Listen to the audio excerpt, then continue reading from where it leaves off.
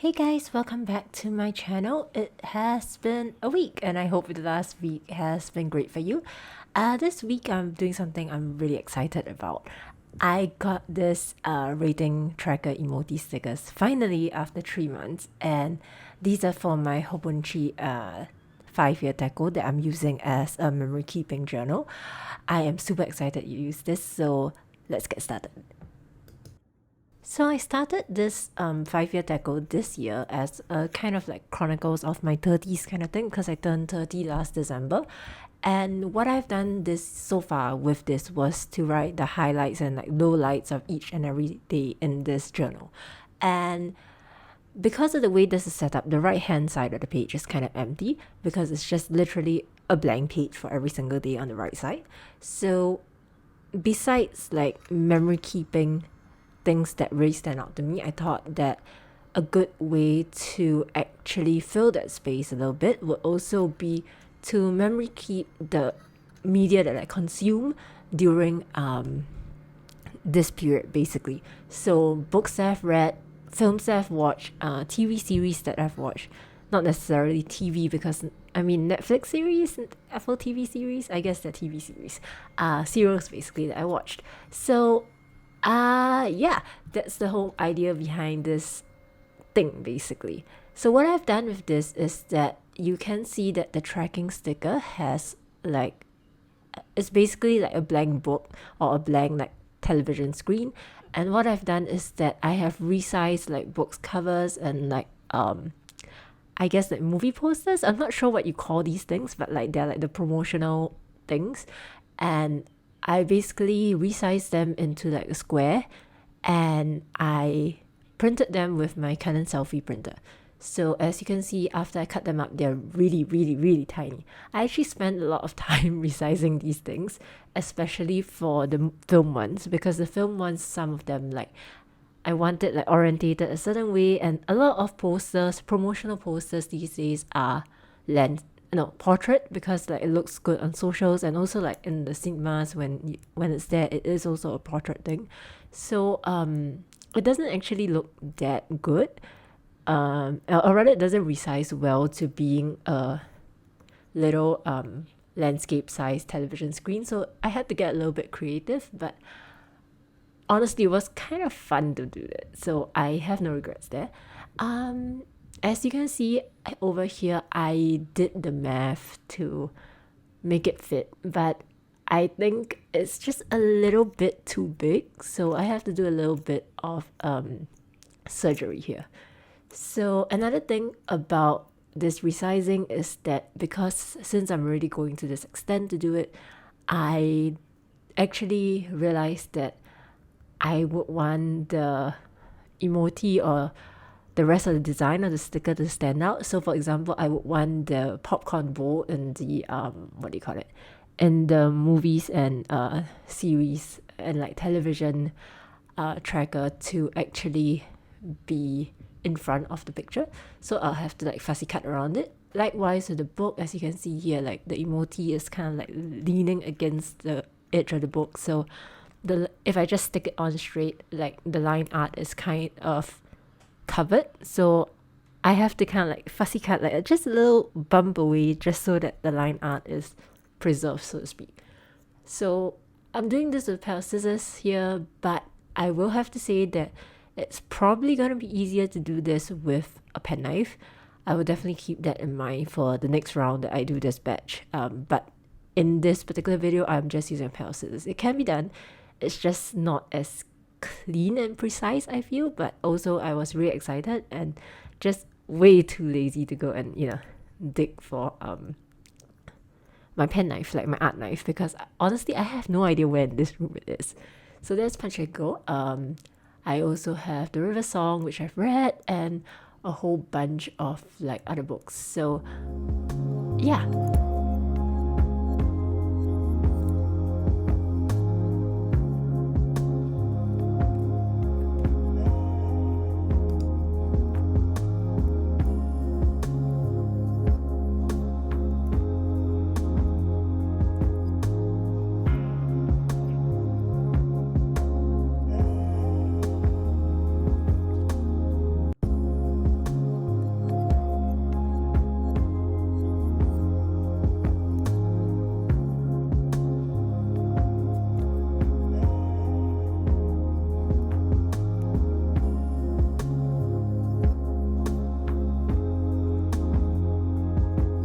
right now that I've got this down, I'm going to put it down on the day that I read it and do a little bit of journaling.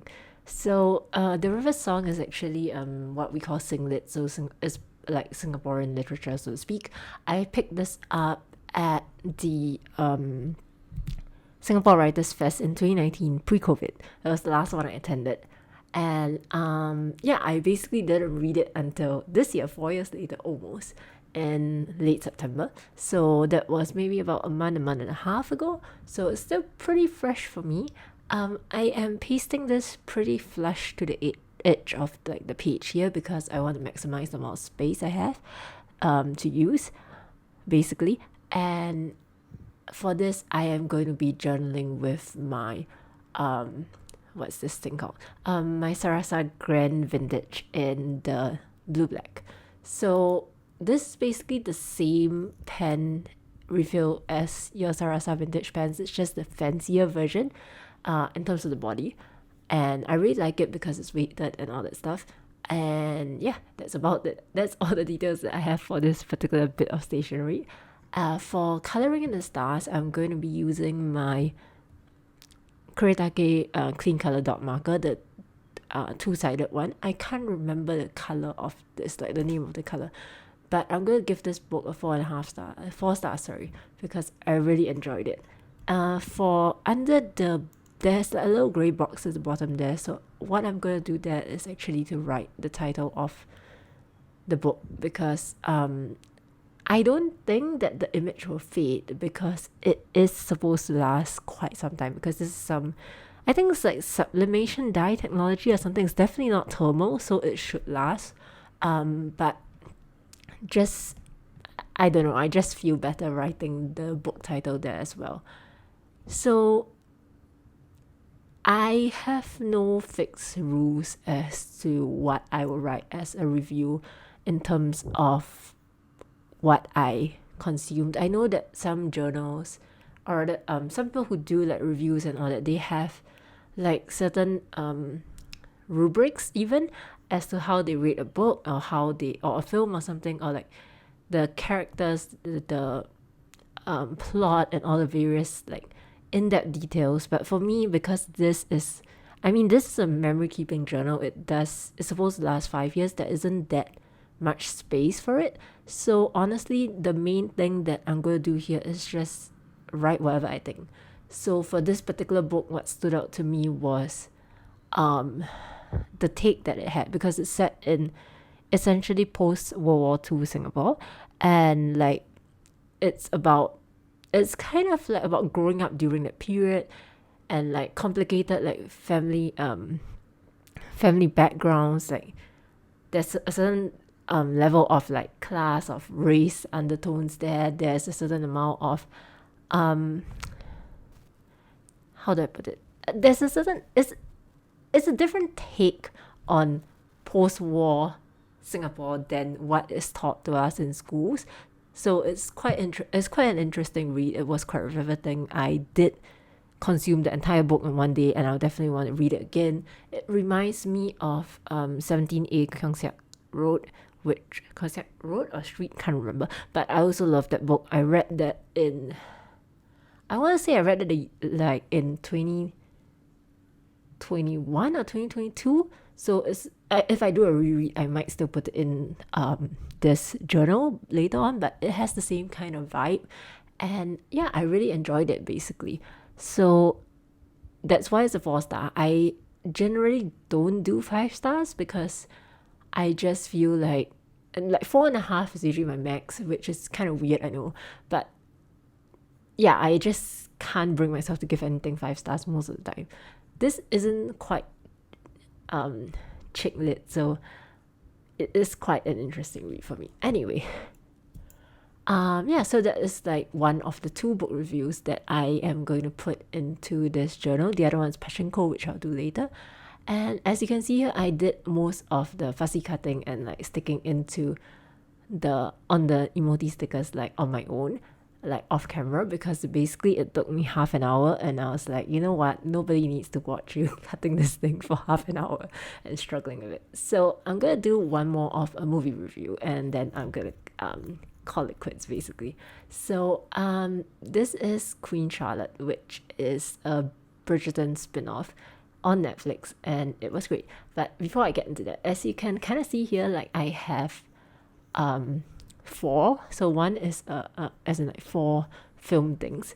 So one is what is that? One is Your Name, which is the Japanese movie. It is fantastic. I love it. I think that will probably rate like a 4.5 or even like 4.75. Even like I don't know when I'll ever give something a 5 besides maybe Lord of the Rings. But yeah. So that is that. And then for the movies, I also have, so this is a little bit unique. I have My Happy Marriage, which is a anime on Netflix, and I marked both the premiere episode as well as the finale.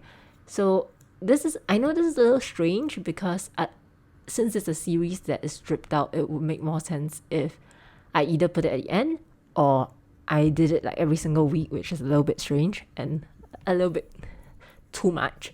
So the reason though why I did this way is because I very rarely get into a show to the point where I will watch it dripped out.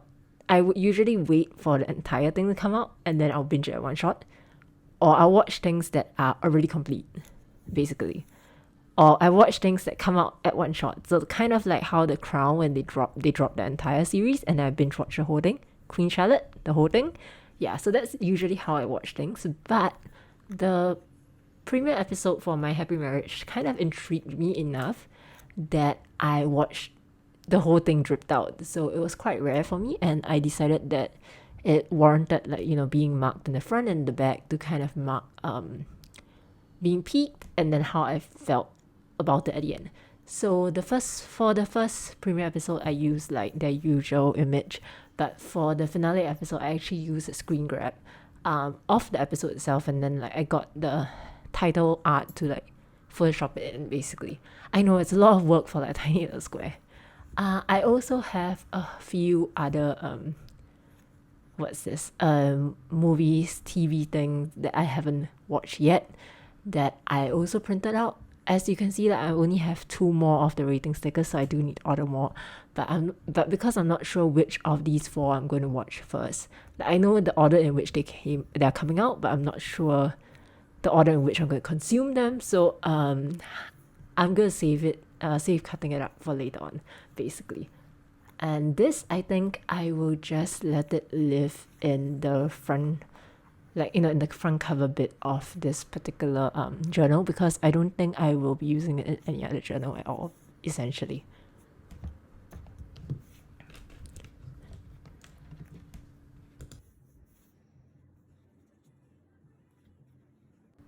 So that's how I am planning to track my reads and my movies and my TV shows that I watch, and basically how I feel about them. So hopefully, you know, it fills up this journal a little bit more, and also hopefully, as with most things that I put on the right hand side of this journal, I hope that basically not too many things happen on the same day every year that I have to memory keep. Like, hopefully it gets a bit spread out so that I actually still have space. But in any case, I hope this gave you some ideas if you are maybe planning to use a 5-year for for 2024. Maybe this can give you some ideas. I think that this could also work if you were planning to use Hobonichi Weeks or something with a similar format in the next year, where basically you have one blank grid page that you don't know what to do with. Like, this could be something that you could put down on the right hand side. It's, in a sense, low commitment, which I adore.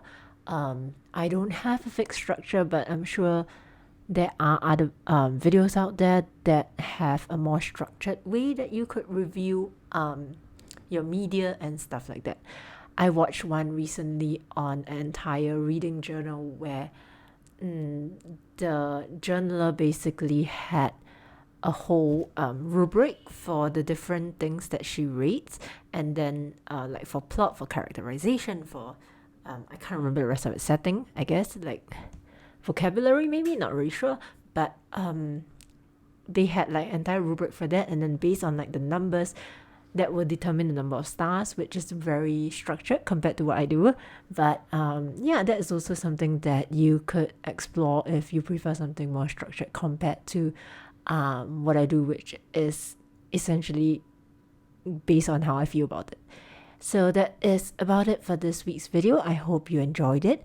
I will catch you next week for yet another video. Not really sure what it's gonna be yet, but hopefully I'm not too swamped by work and I can pull together something. But in any case, I will catch you in the next one. Have a great week ahead and take care of yourself. Bye.